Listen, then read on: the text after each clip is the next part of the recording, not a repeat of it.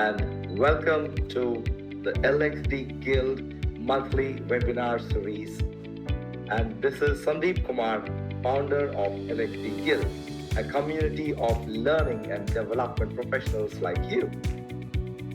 This webinar series is all about sharing ideas, insights, and inspiration to help us grow and create impactful learning experiences.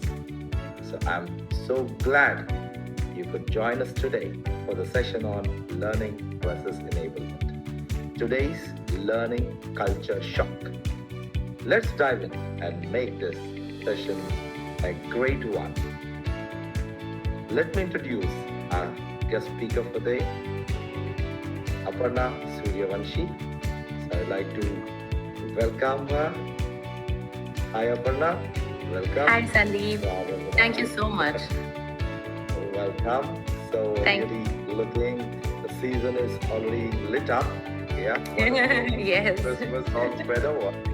That's great. Yes. So we are thrilled to have Aparna Suryavanshi as our speaker today. With over 10 years of experience in learning and development, Aparna has worked across writing, knowledge management, and content development, leveraging her expertise to craft impactful learning solutions. Currently, a senior learning consultant and project manager in SAP Enablement, she specializes in building innovative learning infrastructures and leading agile-driven projects. Aparna's holistic approach combines insights from diverse frameworks, making her solutions both effective and transformative. So please join me in welcoming Aparna Suryavanshi. Thank you so much. Thank you, Sandeep. Thanks a lot. Thank you. And I'm very, very excited and I'm very glad to be here. I am very excited about the collaboration with LXD Guild and the opportunity that you've given me today to speak on this really exciting topic because this is something I really believe in. And I always make sure that it's connected in many ways. So, I think we're going to have a really good time. And this is definitely not going to be a very typical webinar where, I teach or I say things. No, I want to make it as interactive as possible. So your questions are welcome. And I would really like to know your insights and your experiences um, from your industry. So I am really excited to share about this topic today. So yeah, shall we begin, Sandeep? Yes, Aparna. So just one quick guidance to our viewers and listeners. So if in case you have any comment or any response to what Aparna is taking us through, please feel free to leave your comments in the live streaming. We'll be able to respond to that, and I can also go ahead and take those responses back to Aparna.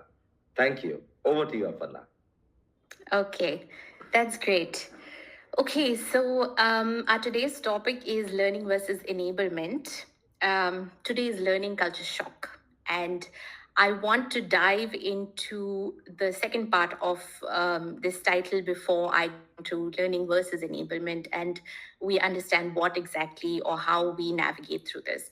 So I recently, not recently, but a few years ago, I moved to a new country and I definitely had a very different experience from my own country. Over here, there was a new language, there was weather, and the food, and everything was different. And that definitely gave me a culture shock because I wasn't used to it. And I had my own set of ideas that I had grown up with. So when I moved to another country, this obviously had to be unlearned. And I really, really found that difficult and challenging because there was so much of unlearning to do that at a point I was like, okay, does this even make any sense? But yeah, I had to do it. I had to unlearn my old ways and I had to learn new societal norms, so to say, because I had to keep up with this particular society. And that's the reason I have called this topic today's learning culture shock, because in our learning industry today, as as opposed to maybe 20 years ago, there have been extremely different changes in technology, in methodologies, in the way we create learning. And that's the reason why I think that we are in a culture shock, in a learning culture shock. But it's a good culture shock because change is always good.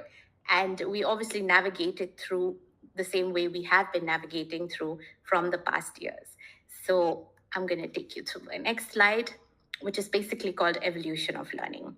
So, like you see in the image over here, over the years, we have changed a lot, and we have used different ways of learning, and the technology has kept growing, and it has become, I'm pretty sure it has become very, very overwhelming for individuals who have been in the learning industry for the past 20 years or for the past 25 years, because they have seen the transformation of this industry go from something like, manuals to computer based trainings to WBTs, and now to LXPs and VR learning and machine learning, even. So the evolution of learning has been extremely fast paced, but it is also because we have evolved as learners. Because we have evolved as learners, we have to create learning for our target audience. Every 10 years, the generation changes. Every 10 years, the technology changes. And that's the reason why our instructional designers also have to evolve. And we also have to create learning which caters to our target audience, that is today's. And this is why I think in all this process of understanding what is technology today, how do we tie the technology from the past, and how do we merge these two stages together to bring learning effectively to the learner? Because the learner eventually is the central person, or the learner or the organization, whoever you are catering to, he has to be the focus. So this is why this entire change can be extremely overwhelming. It can be extremely hard. And I think the more we equip ourselves by learning things and unlearning certain things from our past, so that we move ahead using or leveraging the current technologies, I think that will definitely help us move forward with this particular evolution, because it's not going to stop. It's going to keep going on. It's going to move on. AI is going to get bigger and better, and even more powerful, I guess. So we have to be ready. We have to be equipped with the knowledge that we need, so that we can use AI in the right way and in our assistance, so to say. Okay, so that is the evolution of learning. Now, how done it versus did it is my next topic, and I want to share something that I was going to share about before. This is where I talk about learning versus enablement. Now, what is learning? Like you can see on the screen, learning is basically to find a rock. If you do find a rock and you keep it. So, learning means that you find some information and you store it. Your brain stores it, and if the learning is immersive, or if it is a good learning, you probably keep it with you. But it's very easy to forget that learning. Enablement, on the other hand, is to find a rock and to play with it. That means, I'm going to give you the analogy. Why I use this analogy is basically because um, I'm sure a lot of you have kids, and I do too. And every now and then I find a lot of rocks in their bags, in their socks, in their shoes, and whatnot. And the other day, I asked my daughter to do something with it. I said, "What, you keep finding rocks, so what are you going to do with it?" And she says, "I don't know." So I asked her, "Okay, this is a rock for you, the one that you found, and this is a rock for my son." And I gave both of them the rock, and I told them, "Okay, do something with it now." So my daughter took the rock and she painted it, and she made it look very, very pretty. And my son, he stacked it. He stacked it one on top of the other. So this is what I'm trying to say. When you have learning, it's like you have this information or you have this rock that you have found and you keep it and you store it and it's there in your system. But when you have enablement, you know how to apply this learning. You apply the learning to make something pretty. You apply this learning to use it to create something, to enable yourself. And that's the reason why, even though we use learning and enablement in one breath, it's always very, very different. There is learning, but the learning has to be made enablement. And we in L&D have this responsibility that when we get this information that we have been given, how do we create enablement out of it? And with the technology that we have been using for the past 20 years, with the technology that we have in the past 10 months, where AI has grown unambitiously big, it is definitely overwhelming on how we are going to use it. But in my little space, I think I have tried to come up with some solutions to navigate through all of this, because I also use AI and I also have all of this technology stored in my head, and I really sometimes struggle on how to navigate it. So I think let's take the first point on how we can navigate through this. And my first point is by adding learning frameworks. Because what happens is when you add learning frameworks, which are created by different organizations, which are created by different learning and development professionals, these learning frameworks will always help you navigate through this change or navigate through this big baggage of um, responsibility that you have to create enablement from learning. And they also give you a standardized way of going through it. The second part of it is understanding the neurology of learners, which I will dive into in a little more detail later. And the third one is to make it count, which is measuring. And I mean, you make it count literally because you count your learning. So the first slide we'll dive into is adding frameworks. And frameworks, I would definitely say, are my favorite part in working with learning and development, because in my personal opinion, or in my case, I need structure. I need structure. I need to have a Jira board because I work with Agile. I need to have this board written in front of me, what I'm supposed to do, what I'm not supposed to do. I need to have illustrations where the entire process is mapped out end to end. So this is my style of working. Obviously, I'm sure everybody has different styles of working, but whatever it is, whenever we work with these frameworks, it still keeps us within a framework. It keeps us within a structured way of carrying out our responsibility of creating learning from the initial part of the project till the last part of the project. So frameworks are sustainable. They can be molded according to your own organization, according to your own self. If you are a entrepreneur, if you are a freelancer, or even if you are just an L&D expert working for an organization, either ways, your ideas can be molded through frameworks. And we have these different beautifully scripted frameworks which have been given to us by many people who have already studied L&D, who have this immense expertise in L&D, and they come up with these frameworks because these frameworks have worked for them. They have tested these frameworks, and of course the results are out there. So I have listed a few frameworks for you. These are I recently came across them while going through a post,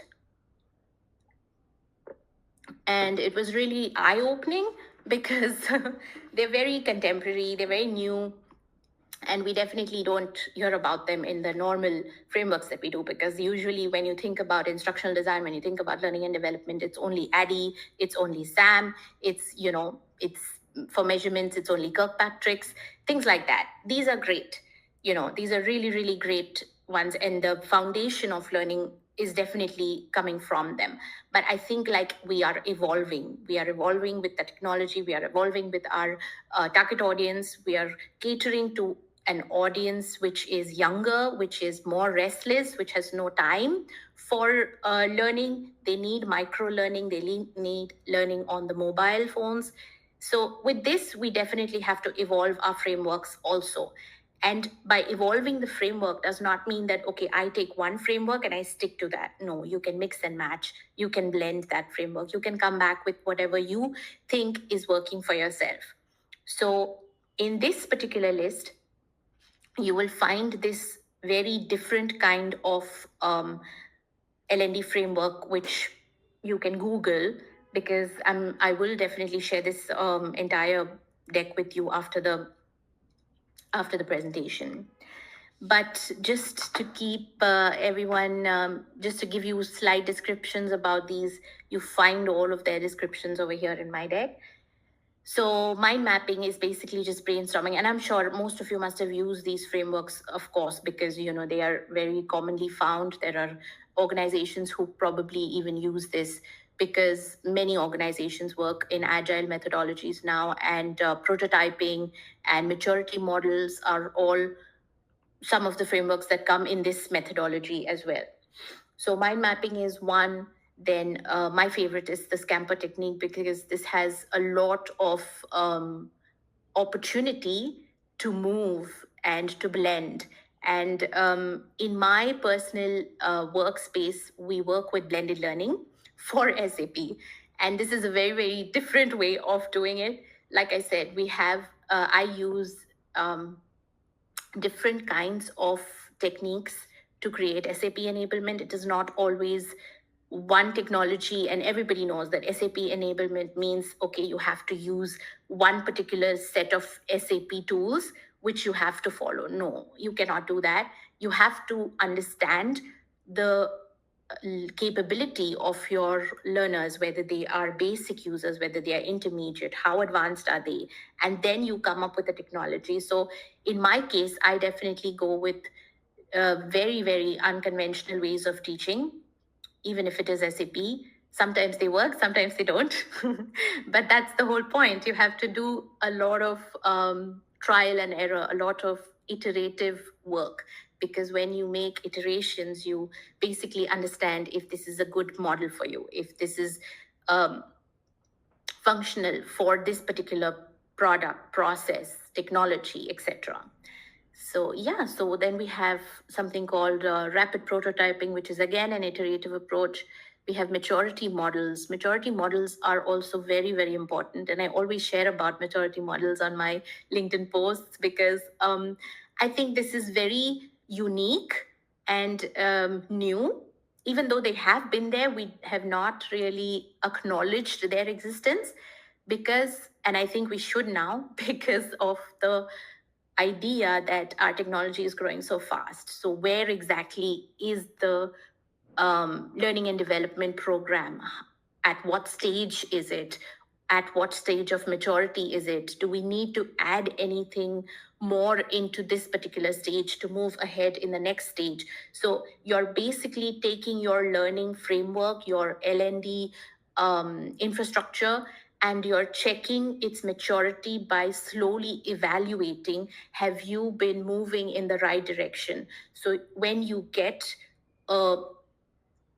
get a training requirement, you take that training requirement, you map it out, you have a learning strategy, you create the needs analysis, you go ahead with developing in the plan, you go all the way through evaluation, and then you realize that, wait, the next or the earlier training that I created probably just replicated it, right? I just replicated this new one. So this is not growth. This is not maturity. And with every new training or with every new approach, even if it is in a standardized manner, there has to be something that you do for your organization, for yourself, which will change this particular approach. And this is called maturity. So you are maturing yourself along with your organization and your goals into an L&D which is coming closer and closer to giving your learners the enablement that they need. So maturity models are very, very important in my opinion. And yeah, the last one is the plasma learning methodology, which is also very interesting because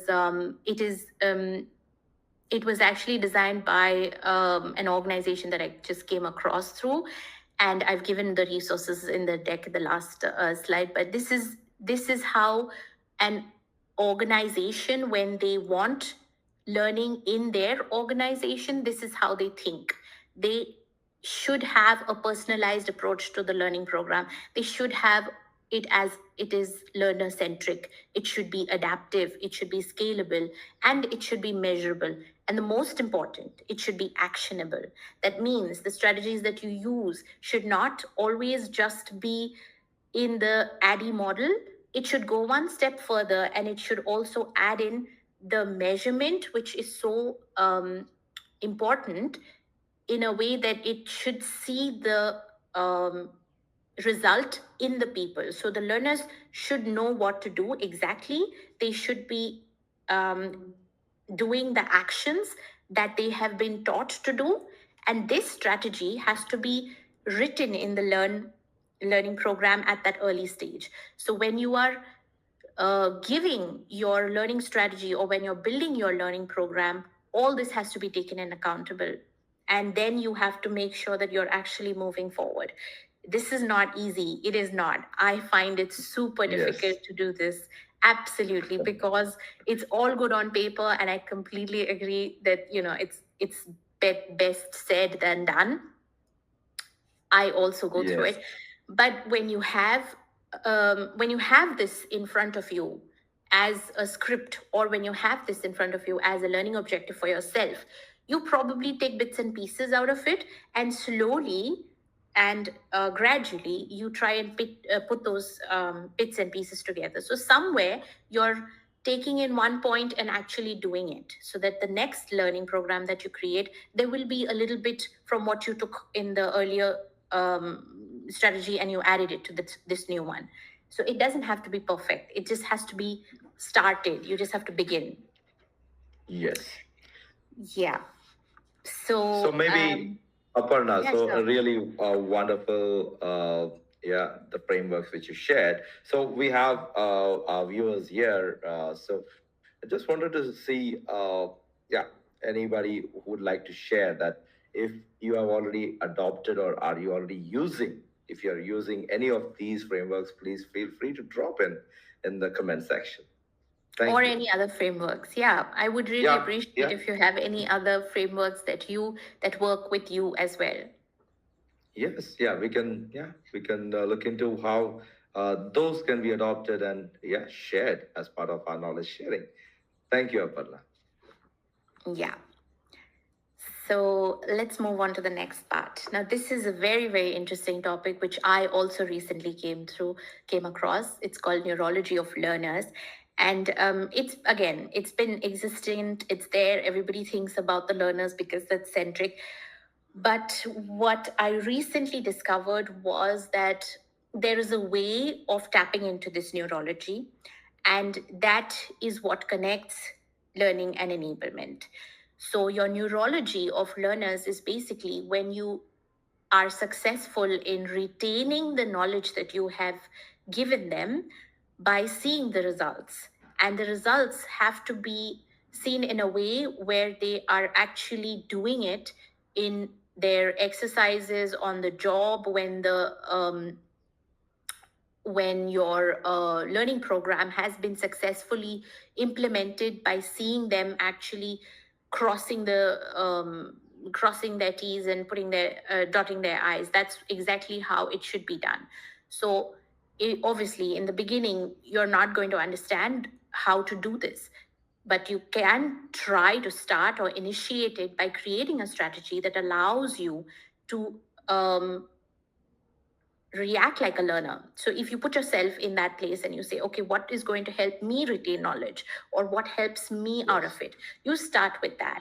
And then you create a strategy where you actually plant that memory into the learner, where you have some information where your or activities or any kind of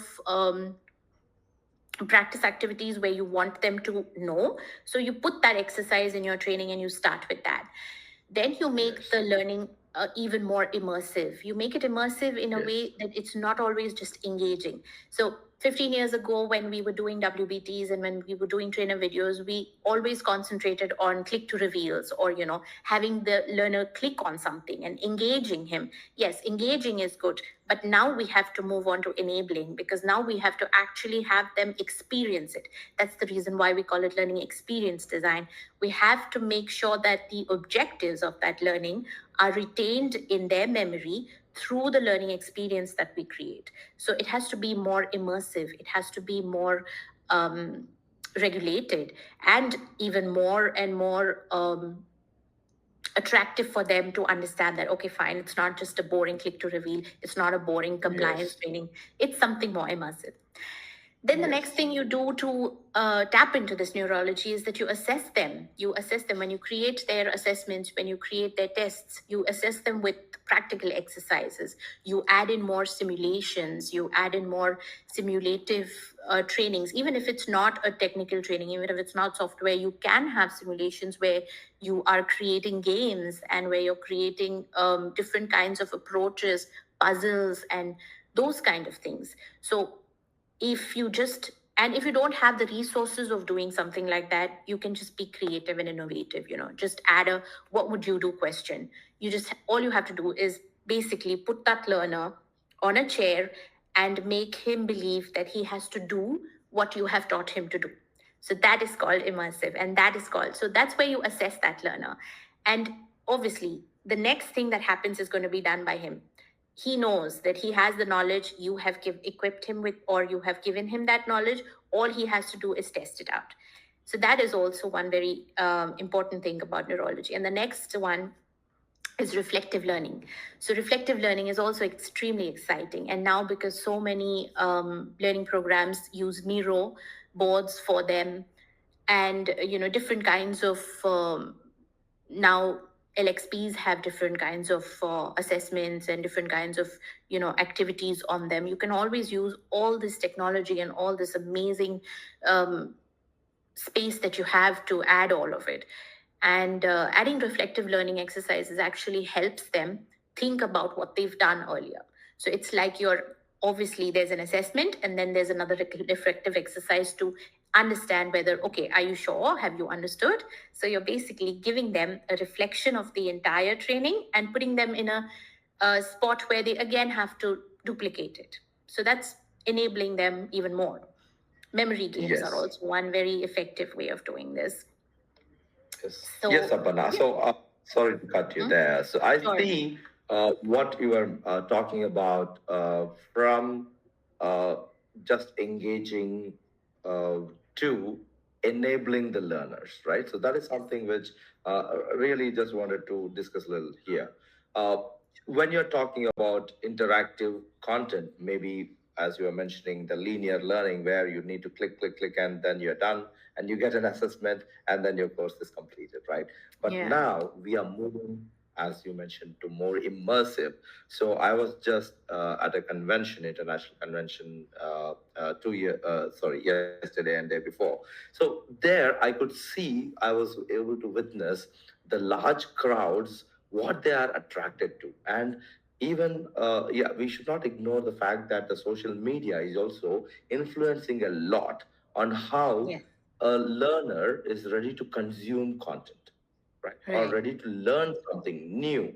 That's And true. as you mentioned, new ways. It is more like let them do something, the activity Yeah. as you're mentioning. So rather than just, yeah, there are so many people displaying what they do, but there are very few where I could see they were making something to be done. For example, a Yes. simulation, or I would see AR, VR setup which was there as part of that summit, Mm. and people were thronging to just go and try their hands on with that Oculus and just playing around. So I think that is something which today a Yeah. learner is looking forward to. Looking forward Yes. to, yeah, because that is what is going to retain that. Like if I go to a learning, now the reason you probably remember that there was this kind of an experience is because VR is so immersive. It is an immersive experience because I'm going to remember that, oh, I went and put those glasses on, I went and saw this, I went and saw that. That's going to be retained into your memory, and it's going to Yes. help you relate that memory to the topic of learning that you have. So that is the Yes. connection that your brain makes with this particular neurology part and you as an L&D expert has to understand that when you create a learning experience, that learning experience has to be connected to a memory which that learner goes back to and thinks that, oh yeah, my gosh, this is something that I remember because I was in it, I was immersed in it. And this exactly is called disruptive learning. This is disruptive learning because you're disrupting the usual ways of learning, and you give them an experience where they forget about the fact that this is actually a training, and you create an Yes. experience for them which is even more immersive. This is the disruption that True. you create, and this is also something that I learned very very recently, because when you disrupt Mhm. learners, they retain that disruption and they Yes. connect that disruption to the objective of that particular training. So yeah, very very Yes. interesting. And yes, definitely, as you said. So now, I even out of everything which I could see or listen to or be or participate in those past 2 days, I could retain this. Yes, so a good Yeah. connection there. And what I see is, yeah. So this immersive learning content is definitely slightly heavy on the budget. That much is what I can Of understand. course, yeah, yeah, yeah. Yes, You don't, yeah. and you being the side of the manufacturing world, right? Germany is definitely one of the hubs. So I think companies definitely would love to do that, and you might be exposed to such learning interventions. Yes. And I am, but I don't always get to take part in it. I would love to, but Okay. no. But Yeah, maybe, yes, yeah. But manufacturing definitely would like to invest because that is the yeah, way where they get to the point, right? Or whatever the yeah, learning objectives exactly. which we create. Yeah, if we go ahead and give them a course content like something like a Coursera, I definitely Mm. think it's not going to help them. Yeah, Yes. I know. And I think it's also because it's also obviously, like you mentioned, the budget is also a very, very big thing. And the bigger the company, obviously, they can manage these bigger budgets and, employ this kind of learning, the VR and all the fancy kind of learning. But I feel like there is more to be done on even a normal learning stage. Even if you don't have that kind of budget, you can still create disruptive learning in your own ways. You just Yes. have to be creative. Um, you have to find ideas through Mm-hmm. collaboration, through contacts, through people who actually have created these things. Because see, it's not new. This whole neurology part, or this whole understanding of this is not new. Like, everybody has been learning things right since we began. We have been retaining things right since we began. It is just a more fancy word now. But what I Yes. mean to say is, when you immerse your learner into something, it should be with regards to the target audience now, what they need. Everybody Mm-hmm. in, yeah, VR is an amazing opportunity for you. Good. LXPs are amazing opportunities for you. And if you have the budget, go for it. Absolutely. But when you don't have the budget for it, it does not mean that you're still limited on not doing those Yes. things. You can create immersive learning. You can create immersive learnings on PowerPoints also. It's a Yes. very it's an unusual way of doing it. But if you're creative enough, if you're innovative enough, you have that tick in your head that, okay, no, this is my goal. If you're passionate about doing it, then there's no end to it. I think that's You're where right. yeah, I think that's where I the fun see. is. Yes, exactly. Yeah, you don't have to always be heavy on budget. And one recent thing which is really also gaining popularity from the learner's perspective is the gamification, Um, right? Or the yes, gamified exactly. learning content, and you can do that with your storyline. And I Anything, see, yeah, absolutely. I get to see a lot of amazing the scenarios or branching, usually Yeah. what we do now, how they are Yes. gamifying that experience. So thank Yes. you, Aparna, for that Yeah, insights. absolutely. I completely agree to that. And I want to add one little point on of about the gamification. When I was working in India with my previous company, and there was no concept of any expensive tool, we had a very good opportunity to show how gamification works, even with a PowerPoint presentation, and we did that successfully. This was that is still with me. I still remember how we did it, but we definitely did this, and it was a really really nice experience. We did the voiceovers, we pulled the animations, we did all of that. But so yeah, Yeah, so it absolutely has no limits. When you have a goal, you can improvise, and this is yeah, a great goal and time, isn't it? all the time. Yeah, that's true. Yeah, okay. Yeah, that's good. Okay, and so the next one is obviously make it count, where you take all this information, all the learning that you have created, and you measure, because measurement is another very favorite topic of mine, because you have to understand if you have done what you need to do, or if you have done what you should be doing. Because LND, yes, LND is very exciting when you're creating learnings, when you're creating trainings. You have storyboards, you have media, you have training videos, you work with so many amazing tools. But all of that has to be accounted for, that all of that has to be understood, that okay, is the learner actually getting it, is the learner actually using it, is the learner actually reproducing it on their job. So you have to make sure that you're enabling your learner by actually measuring this enablement. And I keep saying that this is enablement because that is the goal eventually. Whether or not you are creating learning, whether not you're creating enablement, you still have to enable your learner at the end of the day. So yeah, you have to make it count, measure your success. Don't be afraid to measure results which are not as expected. That is even more good, because you're actually seeing the mistakes that you're making, you take from it, and you figure out the next step. So negative results are amazing. I really appreciate those. Okay, so the next topic. Oh yeah, wait. Before that, I wanted to ask Sandeep if there are any questions, because that is the end of my first module.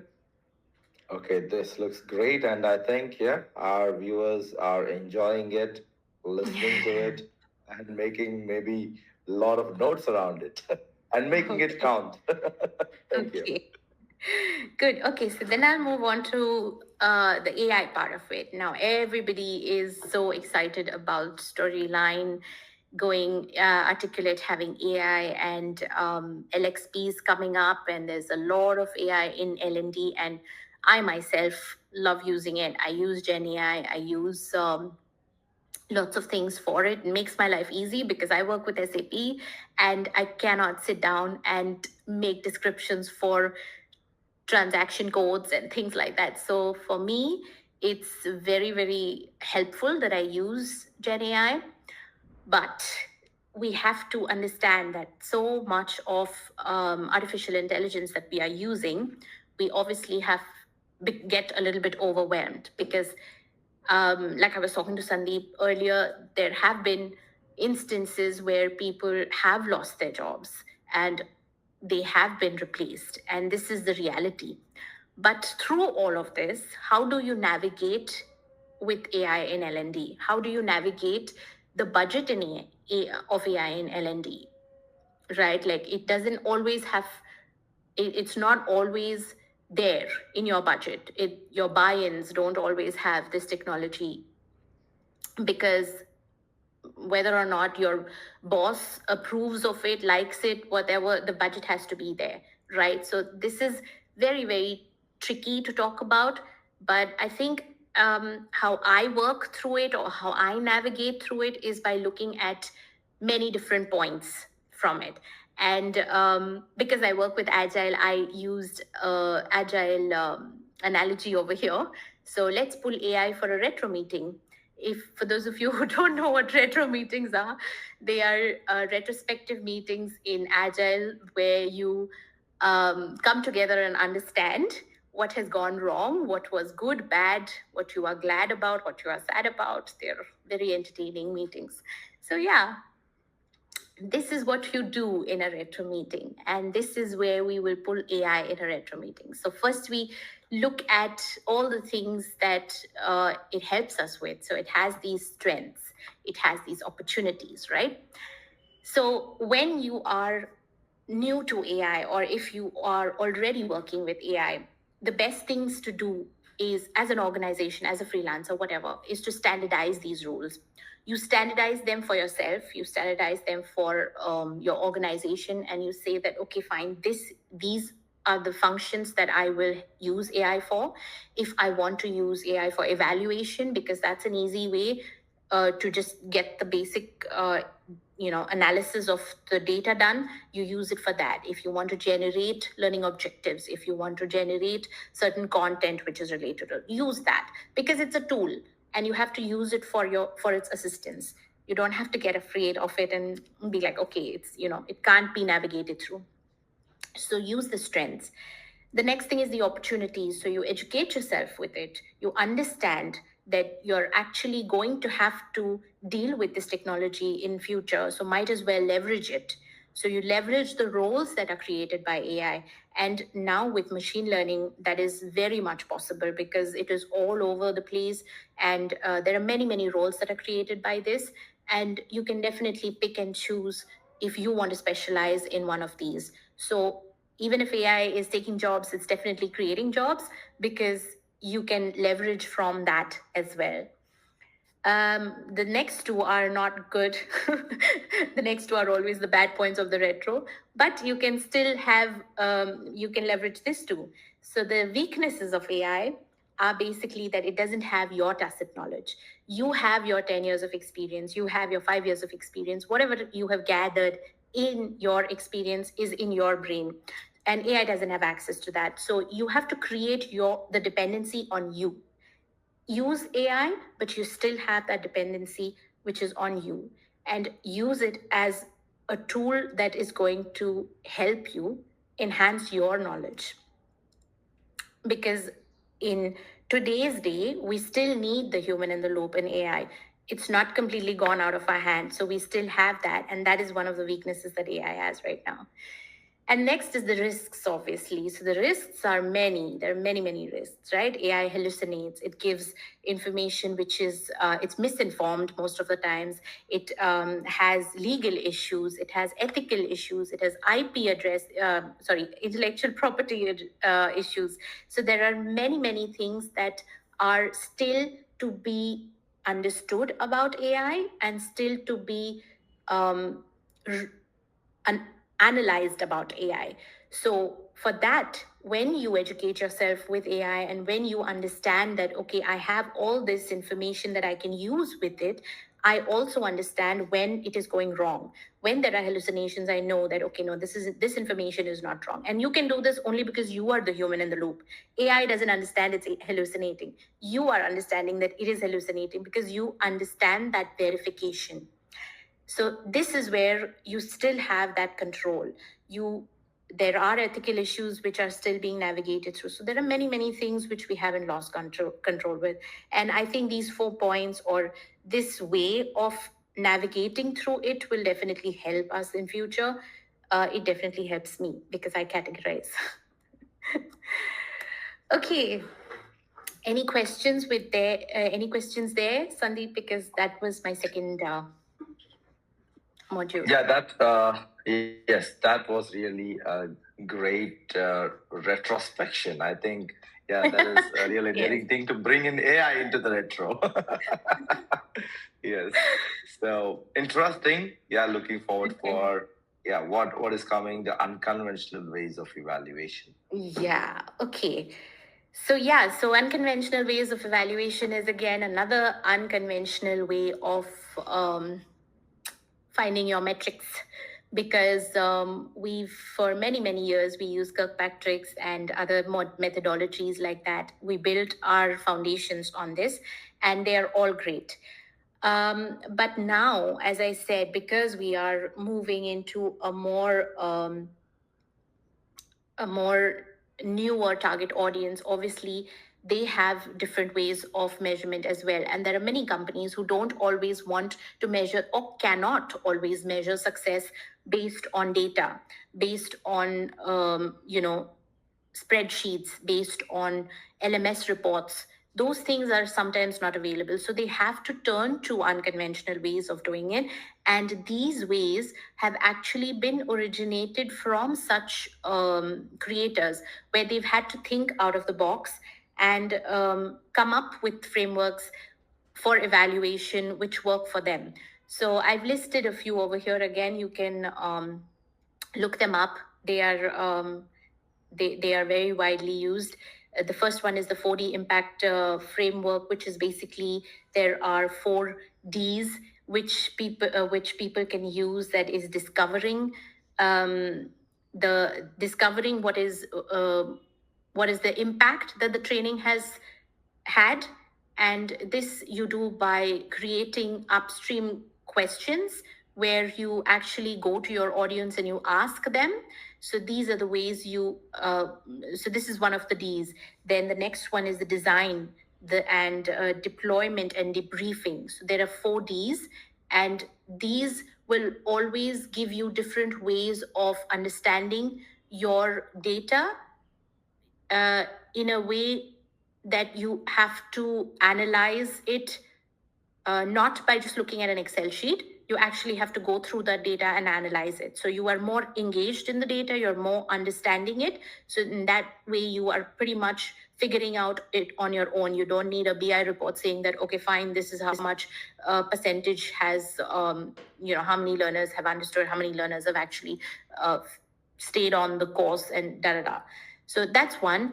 The LTEM process is also another very interesting one. And this one is regarding the learning transfer evaluation model. It's called a learning transfer evaluation model. And in this, you actually study the attendance, the engagement, the learner perceptions, the knowledge of the facts that are there. Are they on the system? For how many minutes are they on the system? For what did the course catch? So all this in the back end, basically. Then that gets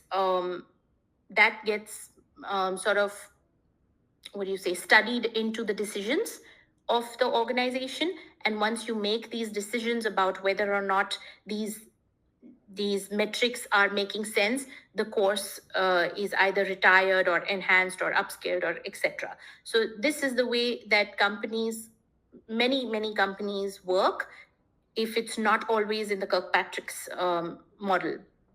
And the next one is time-based metrics. So time-based metrics is, again, like I said, it's always about the data which your LMS is configuring, how much time a learner has spent, how much time they've clicked through each course. And all of this can be customized in any of our authoring tools. Articulate does this brilliantly. Yes. All of them. Captivate does it brilliantly. So exactly. So there are many ways of doing this. It is not always one size fits it all kind of a thing. When there is no data available, which is also the case in many small companies or many freelancers who have to go to it, you can always do a root cause analysis where you understand that why is the data missing, or where do I get it from, or how do I get it from, and come up with your own ways of doing it. The next one is the scenario based evaluation, where you create scenarios in your tests like your normal scenarios, right? You create scenario based learning. Now you create scenario based evaluation, where you're actually putting a question at the end of the test and putting that learner there to evaluate, okay, if this is the scenario, what are you going to do? And that's where you catch those responses to evaluate. So many different ways of doing it. You can strategically connect yourself to the data, which means that find strategies in which you collaborate with people. If you're in a company and the HR is busy, or if if the metrics guy is not available or doing something, or you don't have that access to the data, you go to them, you ask them, you connect through them. You can also do it in these unconventional ways. It's not always like, okay, fine, this is my role, and I get the report at the end of the month and I analyze it and that's about it. This is also a way of doing it when you don't have access to data and you need to give it. So yeah, those are the unconventional ways of evaluation. And I'm sure I Yes. would really like to know more evaluation Mhm. techniques if anybody else has any options as well. So Yes. yeah, I that was the end think of it. Thank you. yeah, thank you, Aparna. So to add here, when we are talking Yeah. about the unconventional, yeah, Mm-hmm. evaluation metrics or Mm-hmm. methods for that. Yeah. So yeah, mostly it's always been Kirkpatrick's, which is a Yeah. go-to, yeah, Mm-hmm. and I think even when it comes to evaluation integration within the LMSs, right, or Yeah. LXPs, it is Yes. still a long way to go on that, and Yes. really very informative to go ahead and listen to these new ways of evaluation. And yes, would be very happy to go ahead and test it and try it. And if Yeah. anybody, one of our viewers, if you have any other evaluation pattern or a method, yeah, please do feel free to share so that we can explore that too. Yeah, that's great. Yeah, definitely. Please do. And I am always on the lookout for different methodologies and different frameworks, like I said, because I really like to use them in my own work. I like to learn about them. So it's very interesting for me to collaborate with people and understand how their functioning is in L&D. So, Yes. yeah. Thank you very So much. This was, thank you. yeah. Yeah, Thanks a lot. it was really informative, and I think yeah, it is from the usual. I think yeah, whatever we have been discussing today, yeah, from the learning, yes, towards enablement, right, and Yeah, from definitely. just an interactive learning content to an immersive learning content, and Yeah, then yeah, looking at how the frameworks evolving, and then the new methods or yeah other methods of evaluation. I think it's really a wonderful session where we got to understand a little bit different. And yeah, the best is for me the AI as a retrospection. And yeah, at this point of time, what I see is I generally attend several seminars or some meetups, business meetups. So everywhere, what I observe is when they bring AI as a subject, okay, and mm, they try to talk what AI is doing in a particular industry, yeah, everybody's very happy to listen to. They are making a lot of notes and everything. And you know what? When it comes to the questionnaire, it's all it's not about okay how AI can be or in the maybe in the coming years. So how much mature is it going to be? No, it is always about okay how about the displacement which is created. yeah, So that's true. I think that is That's really true. a fear which is Yeah, created, and at times it feels real also because we get to hear uh, that happening in few places amongst our own community members who reach out to us and share that story or that experience. So yeah. what is your take on that, Apan? I would just like to use this last few minutes on that. Yeah, definitely. I know. I This is a real risk, and you have to talk about it. It's definitely something that we are going to see even more in the future because it's an uncertainty right now. But I think, like I said, even if there is, I would like to give an analogy over here about us being evolving again. We as human beings have survived ice age. We have survived a lot of wars. We have survived pandemics and a lot of things. So I think even Yes. with AI, we are definitely going to come through. And even if there Yes. is this threat of, whether or not there are going to be jobs, whether there is going to be displacement or not, it still is going to create certain new jobs. Like I said, there is Yes. always a potential of it coming up with something or something going wrong and something needing to be fixed when it is going wrong, because eventually this is technology. Yes, it is a threatening technology, yes, but it has to be, again, like, you when you bring your human in the loop, aspect over here, when it is still in our control, you still have to have these verifications done. And I think with the Right. whole displacement issue, there will be opportunities that will be created. Even if there is opportunities that are taken away for now, there will be other opportunities that will be created simultaneously.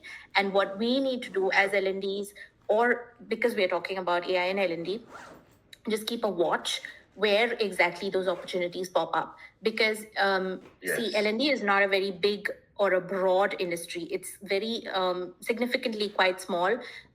And you significantly know a few methodologies, and we are very, very intimate in that sense.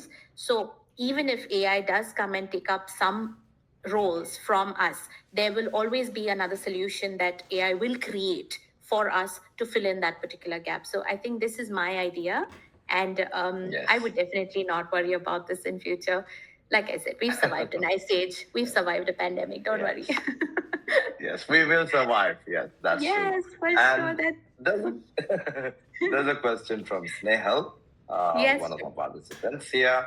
So she says, could you please elaborate a bit more on the enablement techniques that you use or that have proved to be effective? yeah, sure. So, enablement techniques, again, this is my very favorite topic, and I can go on and on and on, but we don't really have time. But thank you so much, Snare, for this question. And the enablement techniques that work with me, because I am specifically in SAP enablement, I obviously have to stick to that strategy of creating simulations or creating practice activities. And in this way, I try to merge my knowledge about technical trainings with methodologies that I use. I love using action mapping, because action mapping is very immersive, in my opinion, when it comes to creating software trainings. And that's where I literally have to enable people. So my enablement techniques are usually to draw up a map and to add a goal and say that, okay, fine, if I make this particular practice activity for this learning objective, then maybe this is going to enable that learner. So I physically draw it, by the way. But yeah, that's what I do, and that's what might really help as well. So one of those are practice activities. There are simulations if you have technology available for you, like Captivate. Especially Captivate is a very good tool for simulations. Articulate is very good, but for software, you definitely have simulative learning as one of the greatest enablement Yes. techniques. Yeah. And of course, when you Yes. have others, if you're in a classroom, if you are doing a workshop, those kind of experiences are even better to enable somebody, because you actually have the target audience in front of you. So you can get them to do physical exercises, you can get them to do physical activities where they will retain this knowledge and remember, like I said, connect the memory to the learning. And that definitely helps with enablement a lot, because you're tapping into their neurology at that particular time itself. You don't have to have a screen, and you don't have to do e-learning for that. So yeah, Yes. I hope that helps. Thank you, Aparna, for that. And yeah, hope that answers your question, Snehal. And to add here, so I was for quite some time back working on sales enablement. So it was really good to see that there's an LMS specifically only for sales enablement. So where I'm Wow. not promoting the LMS though, yeah, but Yeah. what I see there is, yeah, it is not just about multiple courses to understand, okay, what a product is or what you need to sell, but as you were saying, Aparna, to engage or to enable, Yeah. it is more Yeah. about they have a discussion with the managers, right, the sales manager, and Hmm. in this they get to talk. Okay, a video screen shows up and they need to go ahead and do the pitch, the sales pitch. So That's a that practice is all activity. recorded. Yeah. Yes, Yeah. a practice activity. So that is recorded, and based on that recording, they are evaluated. And there's a That's great. ranking again, which is a gamification side of things, right? So a Mm. stack ranking. So that might be a Mm. motivation if you see on the positive side, and Mm. always room to improve, right? So I think Yeah, definitely. that there are many techniques, and yeah, we would love to explore more. But in the interest of time, I would Yeah. like to wrap this up. So thank you all for joining us today for this insightful session on learning versus enablement. And this is what which we do every month as part of our LXD Guild webinar series. And I hope all of you found it valuable, with no doubt. Yes, and this has been one of our best webinars, I could say. And if you missed it, you missed it, guys. Sorry for that. But yeah, we'll try to bring that up again for you to consume or refer to. And as Aparna has mentioned, that there are certain resources she would love to share with us. So we'll share that on this platform or the other platforms which we are. And at LXD Guild, we are all about building a community that learns and grows together. So let's keep these conversations going. Feel free to share your thoughts, ask questions, or connect with us on LinkedIn or other social platforms. The best place is www.lxdguild.com. And stay tuned for our next webinar.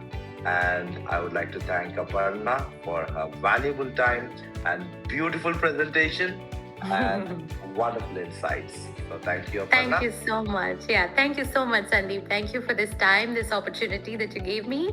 And I hope I've been of a little bit of help to anybody who's interested in L&D, because I'm very, very passionate about learning and development. And I try to bring that to any platform that I can.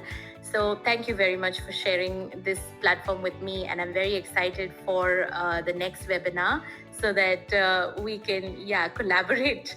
And I hope I made a little more point about us being in a culture shock, but definitely helping to navigate through it. So yeah. Thank you, everyone. Definitely, Aparna. Definitely. Thank you. And Thanks. yes, this is our last webinar for this year. And we have much more coming up for 2025 for sure. So until then, stay tuned for what is coming in 2025. Until then,